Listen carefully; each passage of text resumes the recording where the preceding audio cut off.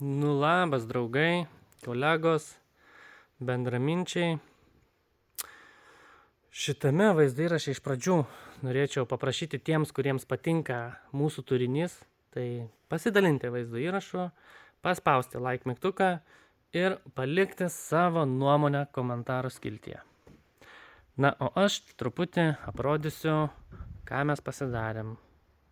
Turim sumontuotas fasadinės dailylentės tiek čia, ant stogelio. Nu, kadangi neturim lauko durų, tai nėra ir užbaigtas fasadas. Bet viduj mes labai daug pasidarėm darbų. Sumontavom pertvarinės sienas, sumontavome visur garo izoliaciją, apšiltinome, užsandarinome ir sumontavome tašelius, ant kurių mes montuosim tikrai daug gipso kartono plokščių. Turime šitame kampe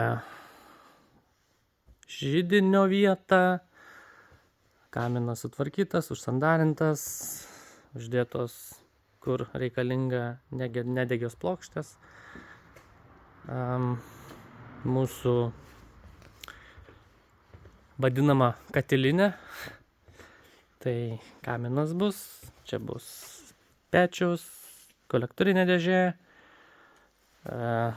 elektros skydinė, dviejų blokų tikriausiai, virtuvinio zona čia.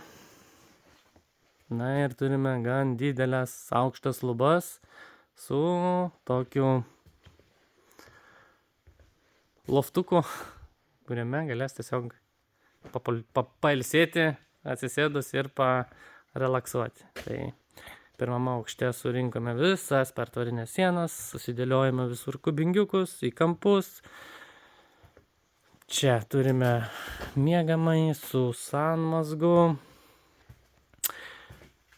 Aišku, čia dabar atsiras komentatorių, kodėl garo izoliacija vėl yra sanmazguose, bet čia kita tema, nes nesiplėsiu dabar, papasakosiu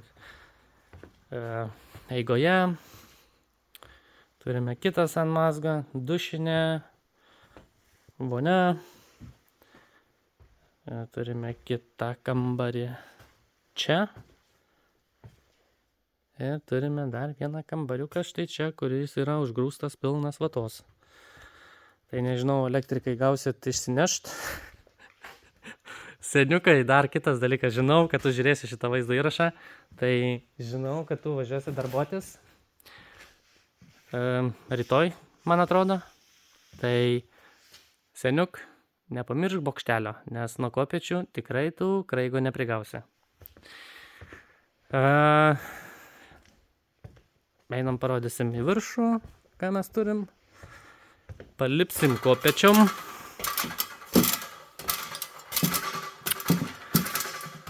Šiandien aš pabaigiau sumontuoti tašelius ant šitos sienos. Čia garo izoliaciją susandarinau visų perimetrų prie MDP plokštės. Parodysiu, kaip užsandarinau plėvelę apačioj, kad nepertraukiamai būtų sumontuota garo izoliacija. Visai nieko vaizdelis iš čia. Kai įsidės ten tas langas, tikrai turėtų visai fainiai atrodyti. Ką? Nu, neturime tų langų, tai reikia palaukti, kol ateis. Einam, parodysiu dar.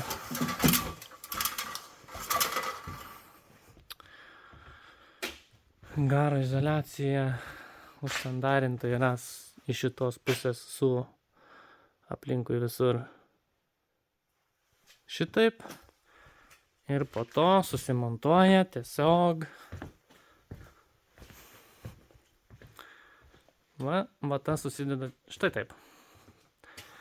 Ir garo izoliacija prisiklijuoja prie perdangos ir tada kyla į viršų, irgi užklijuota ant viršaus ir nepertrūkstamai gaunasi garo barjeras, kuris neleidžia šiltam orui susijungti su šaltu.